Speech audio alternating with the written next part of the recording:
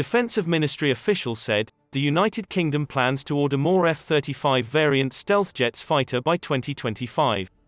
Jeremy Quin, the Minister for Defence Procurement, said the United Kingdom would be adding to the 48 jets it has already purchased from Lockheed Martin.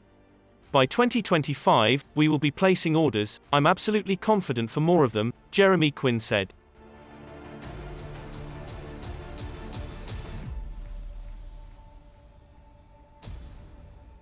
But Jeremy Quin declined to say whether United Kingdom original plan to buy a total of 138 jets remains unchanged. I think we all have similar mindsets that the future of combat air is going to be very, very different and we all need to be putting proper investment into it, Jeremy Quin said. Look, over a period of time, potential adversaries have upped their game in terms of air combat.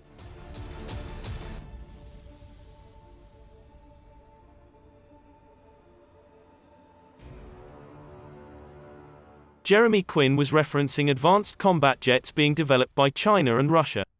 Meanwhile, F-35A complete final nuclear bomb flight test, a new test flight of the F-35A nuclear design certification and concluded testing for initial nuclear certification for the F-35A. The results from the test flight are currently undergoing analysis by the United States Department of Defense and Department of Energy to determine if the F-35A performed suitability throughout every phase of the testing operation. There is still no date that has been released for the F-35A to be fully nuclear certified within real-world operations, but if this test flight is successful, it ensures that the F-35A remains on track for future timelines and a critical part of the nuclear certification process is complete. Not all F-35A units will be given nuclear-capable aircraft. Those that will receive nuclear-capable F-35A will be provided with the additional hardware and personnel to perform nuclear missions with the F-35A.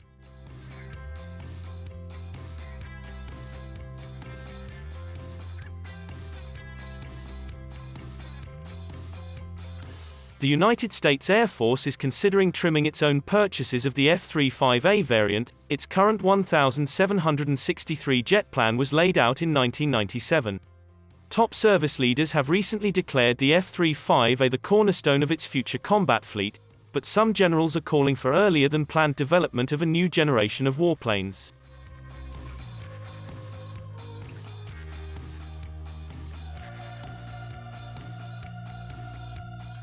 I've seen the debate going on in the States. We think F-35A is great, Jeremy Quin said. We want more of them, but we're also aware of getting that right balance between fighters and drones, so of course we'll be keeping under review exactly what the right numbers are, but it will definitely be more F-35 on order for use by the Royal Navy and Royal Air Force.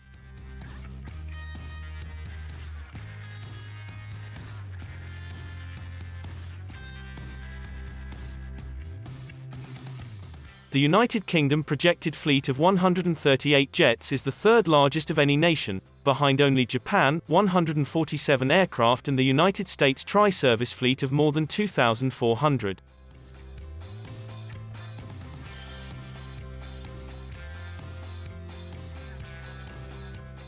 The F-35 price tag has declined significantly in recent years, but the program must have much money to develop updated hardware and software.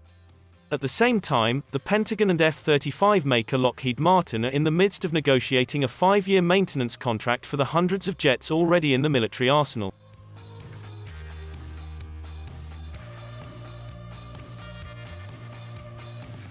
The United Kingdom is using the F-35B, the short takeoff and vertical landing version of the jet flown by the United States Marine Corps, to fly from HMS Queen Elizabeth and HMS Prince of Wales aircraft carriers.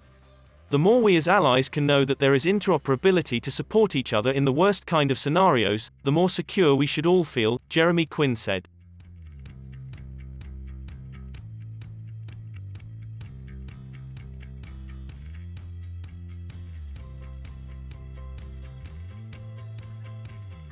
Meanwhile, the United Kingdom military top procurement official touted work on the Tempest future combat air system, a new generation warplane under development. The new United Kingdom defence strategy calls for boosting Tempest funding by over £2 billion. United Kingdom companies are also making their own investment in technology being considered for the new generation warplanes, Jeremy Quin said. This won't just be a plane, it is a system, he said. We are very open-minded as to how that develops, and the wingman flying alongside it, to make certain we have the technology that we'll be able to deliver a punch in the future. BAE Systems, Rolls-Royce, Leonardo and MBDA are among the Team Tempest companies working on the new warplane, which is envisioned to replace the Royal Air Force Eurofighter Typhoons beginning in the mid-2030s.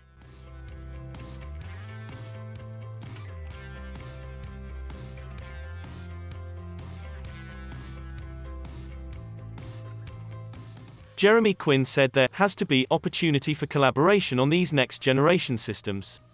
I think all of us are at early stages on these programs, but interoperability is invaluable, Jeremy Quin said.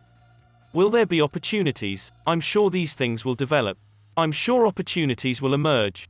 But it's no bad thing to have us all working hard to ensure that we are harnessing the potential of these technologies and to make certain we are covering all bases.